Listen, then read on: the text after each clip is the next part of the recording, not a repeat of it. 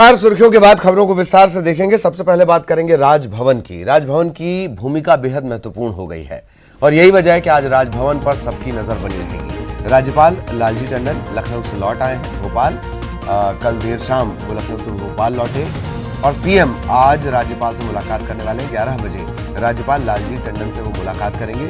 सियासी हलचल के बीच, सरकार के संकट काल के बीच ये मुलाकात काफी अहम मानी जा रही है। राज्यपाल की भूमिका भी दिनों दिन महती होती जा रही है, बड़ी होती जा रही है और उन सबके बीच ये मुलाकात होती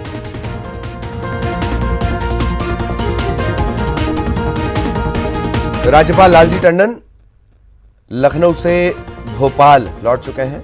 होली की छुट्टियों के लिए वो लखनऊ गए हुए थे।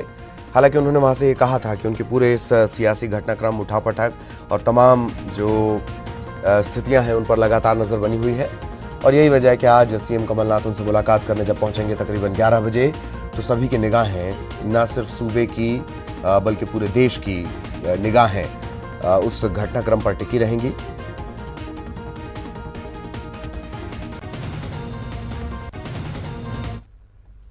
और राज्यसभा चुनाव के नामांकन का भी आज आखिरी दिन है। ज्योतिरादित्य सिंधिया आज नामांकन दाखिल करने वाले हैं। एक भव्य आयोजन के जरिए ये माना जा रहा है कि वो राज्यसभा का नामांकन दाखिल करेंगे। इसके अलावा फूल सिंह बरैया वो भी अपना नामांकन दाखिल करेंगे। कल उन्होंने फॉर्म खरीद लिया था और तभी अटकलें लगाई जा रही थी। बाद में हालांकि उनका नाम भी घोषित कर दिया गया कांग्रेस पार्टी की तरफ से। फूल सिंह बरैया वो दूसरे प्रत्याशी हैं।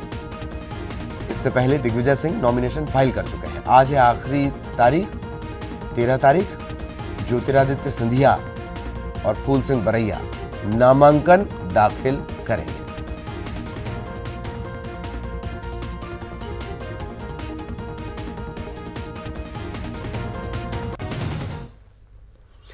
तो महाराज के बीजेपी में शामिल होने के बाद कांग्रेस के सत्ता का समीकरण ही नहीं गड़बड़ाया बल्कि राज्यसभा के चुनाव को लेकर भी सियासी गणित गड़बड़ा गया है।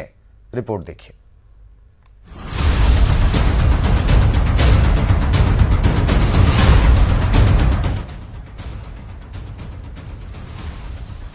का खेल जारी है।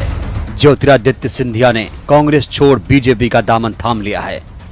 सिंधिया के इस कदम से प्रदेश की सत्ता की समीकरण ही नहीं बल्कि राज्यसभा की 3 सीटों पर होने वाले चुनाव का गणित भी बदल जाएगा।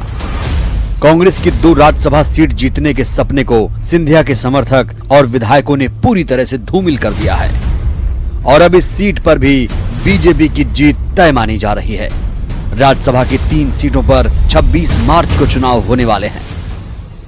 राज्यसभा की इन तीनों सीटों के लिए होने वाले चुनाव में एक सीट कांग्रेस और बीजेपी को मिलना तय है, लेकिन तीसरी सीट को लेकर घमासान मच गया है।